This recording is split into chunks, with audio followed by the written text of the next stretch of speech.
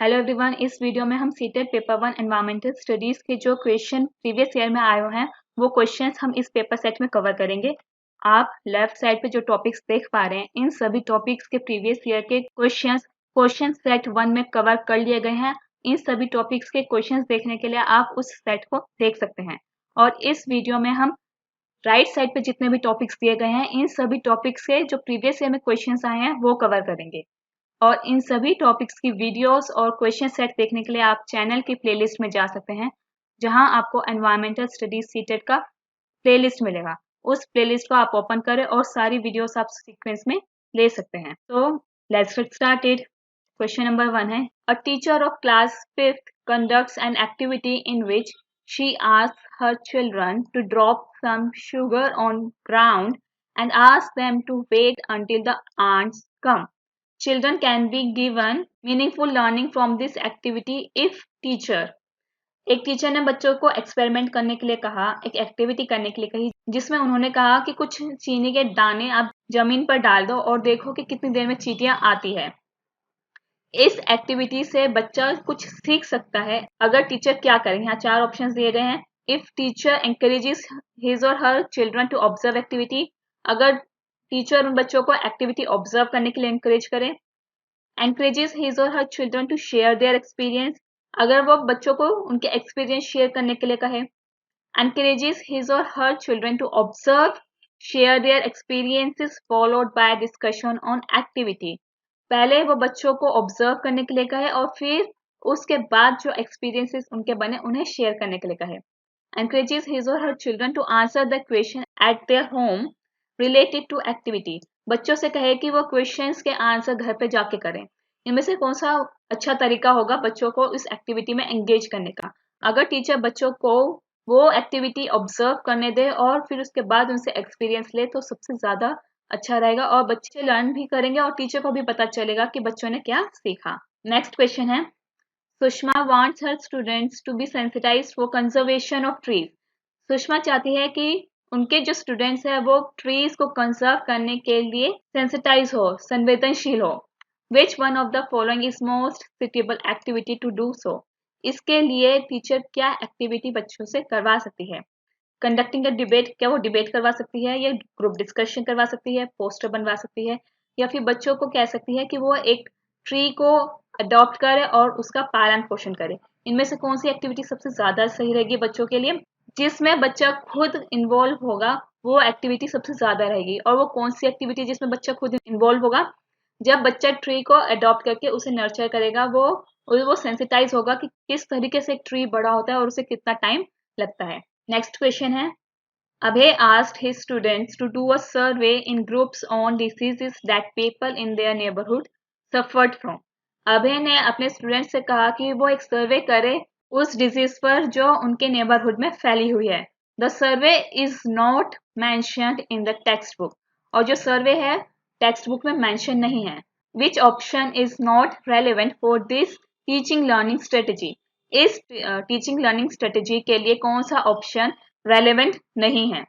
It provides opportunity to interact with community, ये बच्चों को कम्युनिटी के साथ इंटरेक्ट करने में हेल्प करेगा, ये पॉइंट रेलेवेंट है। It help children connect learning with real life, इससे बच्चा रियल लाइफ से कनेक्ट हो पाएगा और लर्निंग बना पाएगा अपनी, ये पॉइंट भी रेलेवेंट है। It enabled children understand data handling and work together, इससे बच्चा डाटा हैंडलिंग सीखेगा और ग्रुप में कैसे काम किया जाता है, बाकी बच्चों के साथ कैसे काम किया जाता है उसके बारे में जानेगा, तो ये पॉइंट भी रेलेवेंट है। It help the community understand the disease that they suffered from, इससे कम्युनिटी को पता चलेगा कि वो किस डिजीज से सफर कर रहे हैं। इसका फायदा कम्युनिटी को होगा, बच्चों को इसका कोई फायदा नहीं होगा, तो इसलिए ये वाला पॉइंट रेलेवेंट नहीं है। इसमें जो रेलेवेंट पॉइंट है वो है कि बच्चों को अपॉर्चुनिटी मिलेगी रियल लाइफ में इंटरेक्ट करने की, कम्युनिटी के साथ इंटरेक्ट करने की और बाकी बच्चों के साथ काम करने की, तो इसलिए जो फोर्थ पॉइंट है वो रेलेवेंट नहीं है।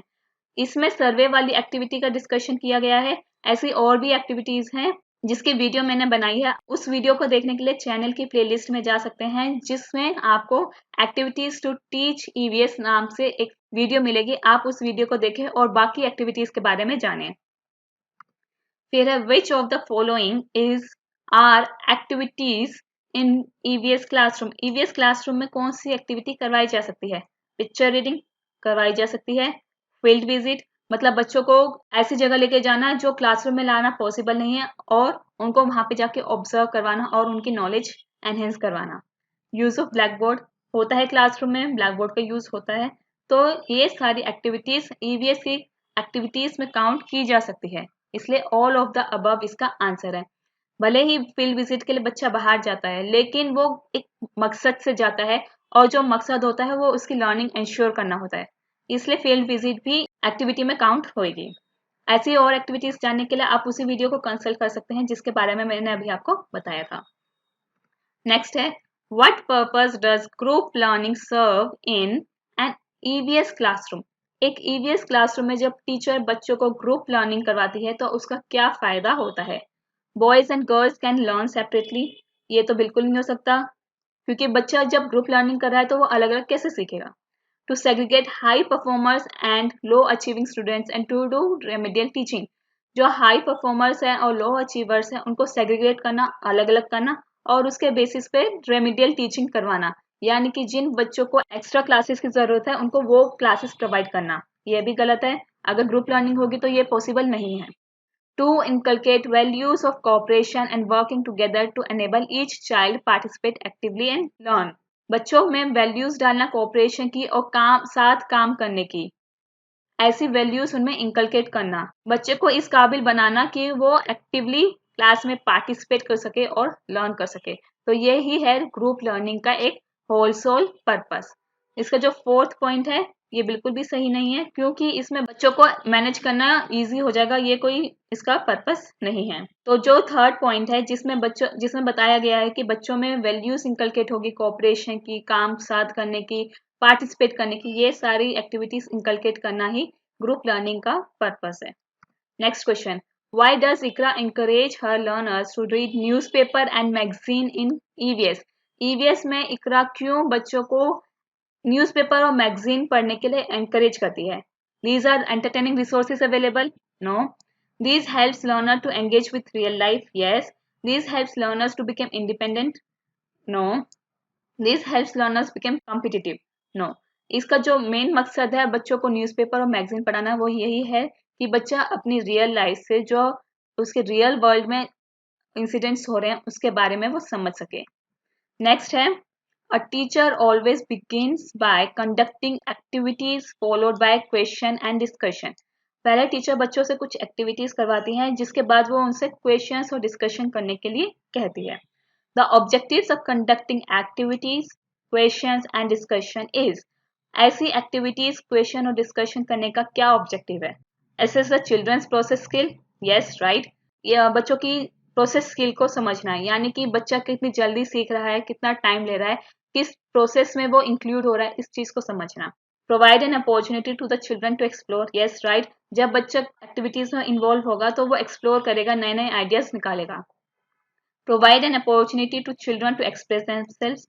हाँ, बिल्कुल सही है, क्योंकि जब बच्चा डिस्कस करेगा तब वो अपने आप को एक्सप्रेस करना सीखेगा। Discriminate between children basis on their pace of learning? ये बिल्कुल गलत है कि बच्चों की लर्निंग पेस के बेस पर डिस्क्रिमिनेट करना, भेदभाव करना, ये बिल्कुल गलत है। तो इसका आंसर हुआ ए बी सी, यानी कि जो फोर्थ ऑप्शन है जिसमें ए बी सी लिखा है इसका करेक्ट आंसर है। इसी तरीके से आपको ध्यान से सारे क्वेश्चंस और ऑप्शंस पढ़ने हैं और फिर आपको देखना है कि कौन सा इसके लिए अप्रोप्रिएट ऑप्शन हो सकता है। ऐसे ही और क्वेश्चंस की प्रैक्टिस करने के लिए आप हमारी ऑफिशियल वेबसाइट www.dailybytes.in पर जा सकते हैं, जहां आपको सीटेट के प्रीवियस पेपर के क्वेश्चंस, मॉक टेस्ट और सैंपल पेपर के क्वेश्चंस मिल जाएंगे। आप उन क्वेश्चंस की प्रैक्टिस करके अपनी परफॉर्मेंस बूस्ट कर सकते हैं। चलिए अब देखते हैं next question. A teacher conducts an experiment on how does food get spoiled. एक टीचर क्लास में एक्सपेरिमेंट करती है जिसमें एक्सपेरिमेंट का टॉपिक होता है how does food get spoiled, कि खाना कैसे खराब होता है। Teacher makes groups of learners and provide the material related to the experiment. तो टीचर बच्चों का एक ग्रुप बनाती है और उनको एक्सपेरिमेंट से रिलेटेड मटेरियल प्रोवाइड करती है। Why does teacher form group of learners? तो टीचर ने लर्नर्स का ग्रुप क्यों बनाया? इट प्रमोट्स पीयर लर्निंग, बिल्कुल सही है। पीयर लर्निंग मतलब बच्चे आपस में सीखेंगे, एक बच्चा दूसरे बच्चे को हेल्प करेगा लर्निंग में। इट इम्प्रूव सोशल इंटरेक्शन, बिल्कुल सही है। जब बच्चे आपस में बातचीत करेंगे तो उनका सोशल इंटरेक्शन बढ़ेगा। Group learning is effective way of learning EVS without burden. ऐसा नहीं है कि ग्रुप लर्निंग ही इसका होल सोल मैटर है, इसके अलावा और भी एक्टिविटीज हैं और भी तरीके हैं जिसमें बच्चों को बिना बर्डन के ईवीएस पढ़ाई जा सकती है। Group learning is essential strategy to maintain discipline in class. ऐसा बिल्कुल भी नहीं है कि डिसिप्लिन बनाने के लिए हम ग्रुप लर्निंग करवाएं, और भी तरीके हैं, और भी गेम्स हैं, एक्टिविटीज हैं जिसमें हम बच्चों को इन्वॉल्व करके डिसिप्लिन मेंटेन कर सकते हैं। तो इसका आंसर है A and B. A and B इसका आंसर है। नेक्स्ट है picture reading is an important activity in EVS. EVS में पिक्चर रीडिंग बहुत ज्यादा इंपॉर्टेंट मानी जाती है। Which of the following indicator और indicators of learners can be assist through picture reading.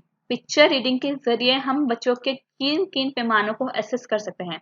Observation and recording, हाँ बिल्कुल, जब बच्चा पिक्चर रीड करेगा तो वो उसमें ऑब्जर्व करेगा और रिकॉर्ड करेगा कि उसे पिक्चर्स में क्या क्या दिखाई दे रहा है। एक्सप्रेशन, जब बच्चा उन पिक्चर्स को देखेगा, रिकॉर्ड करेगा तो उसके बाद वो अपने पॉइंट ऑफ व्यू बताएगा टीचर को। तो expression is also a part of assessment.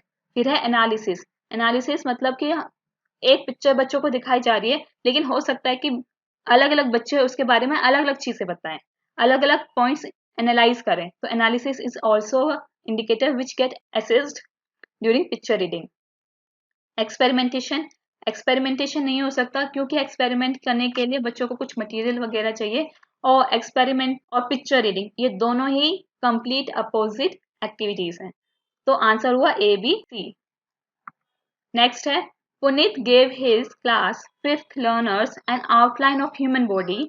Puneet ने अपने फिफ्थ क्लास के लर्नर्स को ह्यूमन बॉडी का एक आउटलाइन दिया and asked them to draw the digestive system, और उनसे कहा कि वो उनमें डाइजेस्टिव सिस्टम का एक डायग्राम बनाए। Before teaching chapter on food, food का चैप्टर पढ़ाने से पहले पुनीत का क्या मकसद था इस एक्टिविटी को करवाने का। Test if learners could make label diagram, नहीं बिल्कुल नहीं, डायग्राम्स जानना बच्चों के लिए ज्यादा जरूरी नहीं है। Elicit learners idea about digestion, digestion के बारे में बच्चों का क्या आइडिया है उसको पहचानना हो सकता है। Identify learners with good drawing skills, नहीं बिल्कुल नहीं।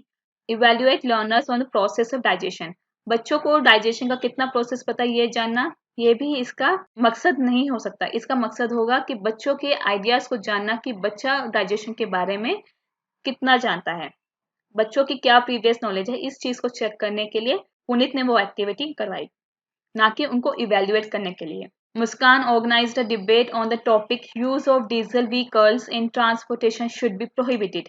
मुस्कान ने एक डिबेट क्लास में कंडक्ट करवाई जिसका टॉपिक था कि यातायात के साधनों में जो डीजल यूज होता है उसको बंद किया जाए। What is the purpose of organising this debate by Muskan. Muskan ने ये एक्टिविटी करवाई तो उसका क्या पर्पस रहा। She wants to sensitize students on the need to ban diesel vehicles completely in transportation. Transportation में यानी यातायात के साधनों में डीजल पूरी तरीके से बंद हो जाए, बच्चों को ये चीज बताना नहीं। It would help in knowing students views and correcting them, इससे बच्चों के व्यूज का पता चलेगा और उन्हें करेक्ट कर पाएंगे नहीं। She wants to sensitize students on advantage of using modern vehicles. Vehicles का क्या एडवांटेज है उसके बारे में बच्चों को सेंसिटाइज करना नहीं। It helps students in appreciating multiple perspectives on this issue. इस इशू में बच्चों के कितने सारे पर्सपेक्टिव्स हैं, हर बच्चा क्या सोचता है, क्या जानता है, इस चीज को जानना और उसे अप्रिशिएट करना, ये इसका मकसद है। डिबेट करवाने का मकसद यही होता है कि जो बच्चों के अपने पॉइंट ऑफ व्यू हैं उन्हें सामने रखा जाना चाहिए। इसलिए मुस्कान ने जो एक्टिविटी करवाई उसका पर्पस था कि बच्चों के जो मल्टीपल पर्सपेक्टिव्स हैं उनको जानना। Next question, with over 50 students in her class, Vani wants to engage them in an activity which involves maximum number of senses to enhance learning. Learning enhance करने के लिए और बच्चा maximum senses का use करे, कौन सी एक्टिविटी वानी करवा सकती है। Inviting resource person from community to demonstrate their skills, नहीं, क्योंकि 50 बच्चे भले ही हैं लेकिन जब रिसोर्स पर्सन आके अपनी स्किल्स डेमोन्स्ट्रेट करेगा बच्चा उसमें एंगेज नहीं हो पाएगा क्योंकि वो सिर्फ देखेगा और इतने सारे बच्चों को एक साथ लेके चलना स्पेशली डेमोन्स्ट्रेशन में मुश्किल है। एनकरेजिंग ग्रुप डिस्कशन, ये भी नहीं हो पाएगा क्योंकि बच्चे बहुत ज्यादा हैं और उनका मैक्सिमम सेंसेस का यूज नहीं हो पाएगा इस एक्टिविटी में। Using smart class for relevant A and V material, A and V मतलब audio and visual material, class में ऑडियो विजुअल मटेरियल का यूज करना नहीं हो पाएगा क्योंकि इसमें भी सिर्फ दो ही सेंसेस यूज हो पाएंगे, जो है आईज एंड ईयर्स, इसके अलावा और कोई सेंस बच्चों का नहीं यूज हो पाएगा। और यहाँ पे मकसद है मैक्सिमम सेंसेस का यूज करवाना। Organising a field trip to a nearby place, किसी आसपास की जगह पे बच्चों को एक फील्ड विजिट के लिए फील्ड ट्रिप पे लेकर जाना। हाँ, ये पॉसिबल है क्योंकि यहाँ पे बच्चा देखेगा, सुनेगा, स्मेल करेगा, टच करेगा, जो भी चीज वहां पे होगी, तो यहाँ पे maximum number of senses use हो सकते हैं। सबसे ज्यादा अच्छा तरीका रहेगा कि बच्चों के लिए एक फील्ड ट्रिप ऑर्गेनाइज करवाई जाए। नेक्स्ट क्वेश्चन है, what should be avoided in anecdotal record. Anecdotal record में क्या अवॉइड किया जाना चाहिए? आइडेंटिफाइंग मेनली प्रॉब्लमेटिक सिचुएशन, सिर्फ बच्चों की प्रॉब्लमेटिक सिचुएशन आइडेंटिफाई करना। Making statements of judgement, teacher अपना जजमेंट दे बच्चों को, इसे अवॉइड करना। आइडेंटिफाइंग स्ट्रेंथ्स एंड वीकनेसेस, इसे अवॉइड करना। या फिर identifying child's area of interest and relationship, इसे अवॉइड करना। इन चारों ऑप्शन में से जो सबसे ज्यादा इंपॉर्टेंट चीज है अवॉइड करने की, वो है जजमेंट बनाना। क्योंकि जब टीचर बच्चों की कोई सिचुएशन, प्रॉब्लम या कोई भी कंडीशन एनेक्डोटल रिकॉर्ड में मेंशन करती है, तो टीचर वहां अपना जजमेंट नहीं देती। जजमेंट देने का मतलब ये बताना कि जो बच्चे ने किया वो क्यों किया, कैसे किया, ये सब चीजें टीचर नहीं बताती। तो बी पॉइंट अवॉइड करना चाहिए। और इसी के साथ एक पॉइंट और अवॉइड होना चाहिए जो यहाँ पे है, आइडेंटिफाइंग मेनली प्रॉब्लमेटिक सिचुएशन। इसमें सिर्फ प्रॉब्लमेटिक सिचुएशन ही आइडेंटिफाई नहीं की जाती, इसमें वो सारी सिचुएशंस आइडेंटिफाई की जाती है जहां बच्चों को हेल्प की जरूरत है या फिर उनको इम्प्रूव करने की जरूरत है। तो इसका मतलब हुआ ए और बी, ये दो ऑप्शंस हमारे फिक्स हो गए। इसके बाद है identifying strength and weaknesses, correct है ये पॉइंट, ये चीज अवॉइड नहीं करनी चाहिए। क्योंकि जब टीचर बच्चों के बारे में कुछ ऑब्जर्वेशन बनाती है तो वो साथ साथ उनकी स्ट्रेंथ्स भी देखती है और वीकनेसेस भी देखती है, ताकि जो सिचुएशन है या जो प्रॉब्लम वहाँ क्रिएट हुई है, वहाँ पे टीचर ये देख सके कि उसमें बच्चों की क्या स्ट्रेंथ रही या क्या वीकनेस रही, क्या जिस एरिया में प्रॉब्लम रही वो स्ट्रेंथ थी बच्चों की या वीकनेस थी। तो इसे अवॉइड करना नहीं चाहिए। Identifying child's area of interest and relationship, ये भी अवॉइड करने वाली चीज नहीं है। क्योंकि जब तक बच्चे का इंटरेस्ट और रिलेशनशिप नहीं पता चलेगा कि जिस बच्चे के साथ कोई इंसिडेंट हुआ है, कोई प्रॉब्लम हुई है, उसका क्या रिलेशन है किसी थर्ड पार्टी के साथ, तब तक उसको सॉल्व करना पॉसिबल नहीं हो पाएगा। इसलिए इसमें जो चीजें हमें अवॉइड करनी चाहिए वो है ए एंड बी। इस तरीके के क्वेश्चंस आपको बहुत सारे पेपर में देखने के लिए मिलेंगे और आपको लगेगा कि सारे ऑप्शंस करेक्ट है, जैसे इस क्वेश्चन को पढ़ने के बाद लगा। तो आपको इसी तरीके से उसमें रिलेशन फाइंड करना है, देखना है कि कौन सी सिचुएशन सही है, कौन सी सिचुएशन गलत है, उसके बेसिस पे आपको आंसर मार्क करना है। Next question, which of the following is not a broad indicator of EVS assessment. EVS assessment का कौन सा ब्रॉड इंडिकेटर नहीं है? कोऑपरेशन, ये तो इंडिकेटर है, जब बच्चा कोलैबोरेट करेगा, कोऑपरेट करेगा तो उसे असेस करना आसान रहेगा, तो ये आंसर नहीं है। कंसर्न फॉर जस्टिस, ये भी आंसर नहीं है, क्योंकि जो टॉपिक्स पढ़ाया जाएगा उसमें कहीं ना कहीं जस्टिस की बात होगी, या बच्चा जब एक्टिविटी करेगा वहां जस्टिस की बात होगी कि किसी बच्चे के साथ अन्याय ना हो। तो जब बच्चा इस बात को पहचान जाएगा तो उसके लिए असेस करना असेसमेंट में इंप्रूवमेंट लाने जैसा होगा। कंसर्न्स फॉर इक्वलिटी, ये भी नहीं हो सकता, क्योंकि जब बच्चा आपस में एक दूसरे को बराबरी देने लगेंगे तो वहां पे असेस करना इजी रहेगा। ये कोऑपरेशन के पार्ट है। कंसेप्ट मैपिंग, कंसेप्ट मैपिंग क्या होता है कि जो टॉपिक बच्चों को पढ़ाया गया, बच्चा उसको एक मैप फॉर्म में दे सके। मतलब सबसे पहले टॉपिक लिखे और टॉपिक में उसने क्या सीखा उन्हें बुलेट पॉइंट्स में लिखे, वो होता है कंसेप्ट मैपिंग। ये ब्रॉड इंडिकेटर नहीं है बच्चों के असेसमेंट का। इसके बाद है रिमेम्बरिंग, रिमेम्बरिंग मतलब याद करना, जो टीचर ने पढ़ाया उसे रटना और उसे प्रस्तुत करना। ये भी असेसमेंट का कोई तरीका नहीं है, क्योंकि इससे बच्चों की लर्निंग नहीं पता चलेगी, नहीं पता चलेगा कि बच्चों ने कितना सीखा है, बच्चों में कितने स्किल्स आए हैं, बच्चों में कितनी वैल्यूज आई हैं।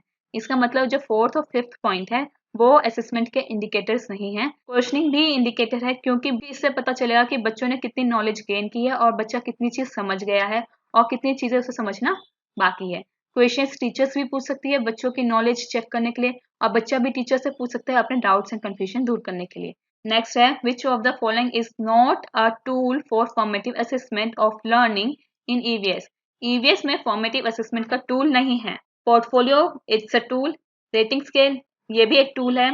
एनेक्डोटल रिकॉर्ड, ये भी एक टूल है। लेकिन एनुअल अचीवमेंट टेस्ट ये कोई टूल नहीं है, ये एक टेक्निक है। इसलिए fourth option is the correct answer. इसी के साथ और टूल्स जानने के लिए यहाँ पे सिर्फ 3 टूल्स मेंशन किए गए हैं, जो पोर्टफोलियो, रेटिंग स्केल और एनेक्डोटल।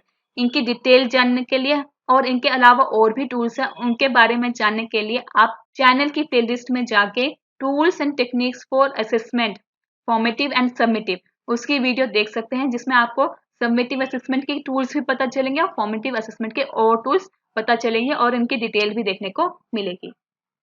अब तक के लिए इतना ही दोस्तों, बने रहिए हमारे साथ व्हाट्सएप, फेसबुक, इंस्टाग्राम, टेलीग्राम पे। इनके लिंक्स आपको डिस्क्रिप्शन बॉक्स में मिल जाएंगे। Thank you and have a nice day. कोई भी डाउट हो, कोई भी क्वेरी, उसके लिए आप कमेंट बॉक्स में डाल सकते हैं, आपको उसका रिप्लाई जरूर मिलेगा।